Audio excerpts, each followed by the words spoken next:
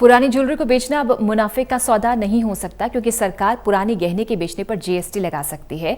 GST की अगली council में इसका फैसला हो सकता है। इसका मतलब यह है कि लोगों को पुराने जेवरात बेचने पर मुनाफा पहले से कम हो जाएगा।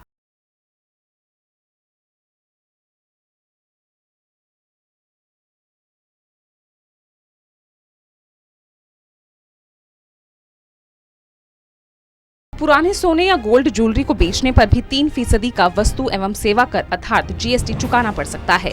जीएसटी की अगली काउंसिल में इसका फैसला हो सकता है। इसका मतलब ये है कि लोगों को पुरानी ज्वेलरी बेचने पर मुनाफा पहले से कम हो जाएगा। केरल के वित्त मंत्री थॉमस इसाक के मुताबिक हाल ही में राज्यों के वित्त मंत्रियों के एक समूह में पुराने सोने और आभूषणों की बिक्री पर 3% का वस्तु एवं सेवा कर लगाने के प्रस्ताव पर लगभग सहमति बन गई है। दरअसल राज्यों के वित्त मंत्रियों को मिलाकर वित्त मंत्री का समूह बनाया गया है, जिसमें केरल, बिहार, गुजरात, पंजाब, कर्नाटक और पश्चिम बंगाल के वित्त मंत्री शामिल है। इस मंत्री समूह का गठन सोने और बहुमूल्य रत्नों के परिवहन के लिए ई-वे बिल के क्रियान्वयन की समीक्षा के लिए किया गया था। मंत्री समूह की बैठक वीडियो कॉन्फ्रेंसिंग के जरिए हुई। केरल के वित्त मंत्री ने बताया कि पुराने सोने की बिक्री पर 3% का जीएसटी रिवर्स चार्ज मैकेनिज्म के जरिए लगाया जाएगा और कमेटी इसके तौर तरीकों पर विचार करेगी। यानी नई व्यवस्था लागू होने के बाद अगर कोई ज्वेलर पुराने आभूषण आपसे खरीदता है तो वो रिवर्स शुल्क के रूप में 3% जीएसटी आपसे वसूल करेगा।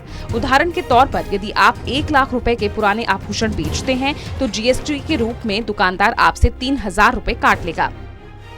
वित्त मंत्रियों के समूह ने ये भी फैसला किया कि सोने और आभूषण की दुकानों को प्रत्येक खरीद और बिक्री के लिए ई-बिल निकालना होगा।